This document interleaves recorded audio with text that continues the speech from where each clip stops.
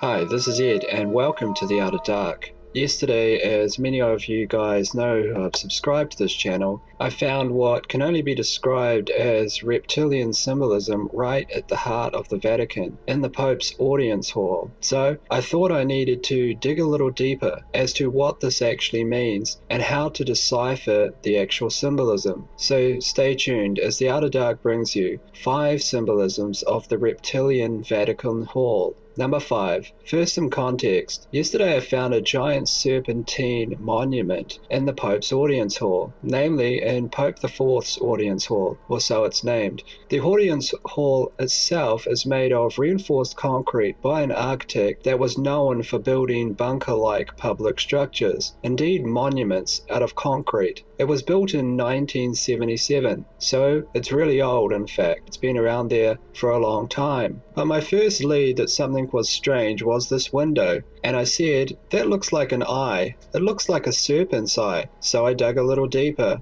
and when I saw the audience hall from the back, where the back audience was seated, it really did take my breath away, since what was revealed was this right here. That is a giant, massive reptilian face shaped into the direct architecture. Everything from the slits in the eyes to the scales to the fangs, there was no mistake about it. But what's behind this hinted symbolism, and what can we see or glean if we dig deeper? Well, number 4, look at where the Pope is seated. We see him here from the back of the hall, that is in fact seated in the mouth of the serpent or reptilian, in the very mouth. This is symbolic of the Pope being the voice of the serpent, in fact speaking the serpent's words to the audience. This might well shake your faith, that is if you're a Catholic, which I was. I actually went to Catholic school myself and was an altar boy. But here you can see it in plain view. Clear symbolism, clear evidence that something here is extremely wrong. This image hasn't been photoshopped. This is real. This is built right into the architecture that was designed by those within the Pope's inner sanctum. But there is more symbolism. For this, though, we have to go outside. Number 3. Do you see anything strange here? You're looking at the hall itself. Do you see anything weird? Well, if you look carefully, it looks like the head of a giant snake. Can you see it now? In fact, it's almost unmistakable. You can see the snake's muzzle at the front and you can see its eye. It just looks like a snake. To me, this is yet more connective symbolism that what's going on inside matches the outside. Because since here we can see serpentine architecture with ease. Number 2, let's head back inside and look at what the Pope himself sees. If the Pope is seated where he is, what does he see?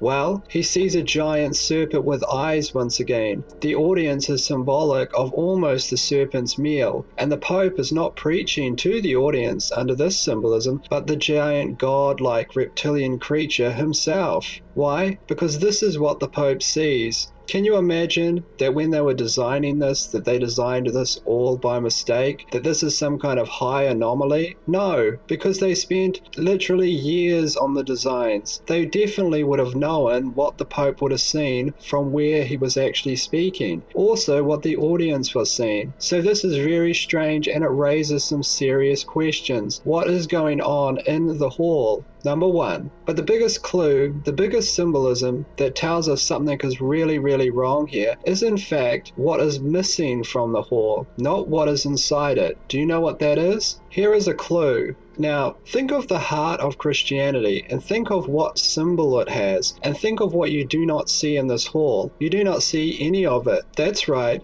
There is no Christian cross. There is no cross in the entire building, at least no large statue, wall hanging, or anything. There's no other real Christian symbolism either. There's no Virgin Mary, there's no Joseph the carpenter. There is indeed nothing anywhere. All of these symbols are missing. But you might say, what about that 10-ton bronze statue that's seated behind the Pope, where, as the Vatican states, Christ is being resurrected from a nuclear apocalypse? or a nuclear bomb. To which I would say, this, I believe, is a direct corruption of symbolism. That is, they've taken the former Catholic symbolism of Jesus Christ, and they've displayed it in a corrupted manner, therefore corrupting its meaning. This is just not the way that you display Jesus Christ in any kind of Christianic religious order. You don't display Jesus Christ with massive wings on his back, rising up from an atomic apocalypse. You just don't do this. Look at representations of Christ from the past, just to compare. Take a look.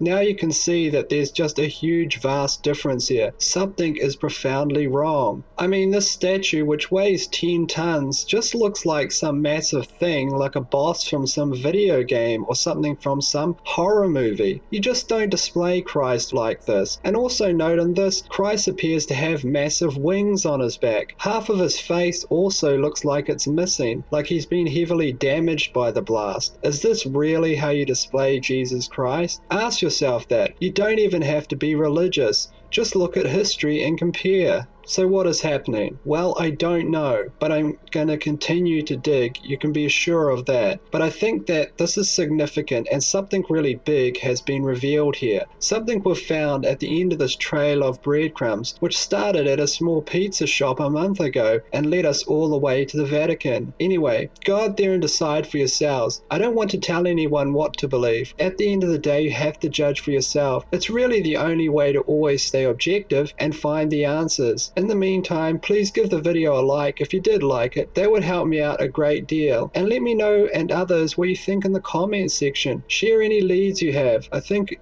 right now, at a time like this, it's important to stay informed and crowdsource our ideas. In the meantime, this is Ed from the Outer Dark, and until next time, guys, I'll see you later.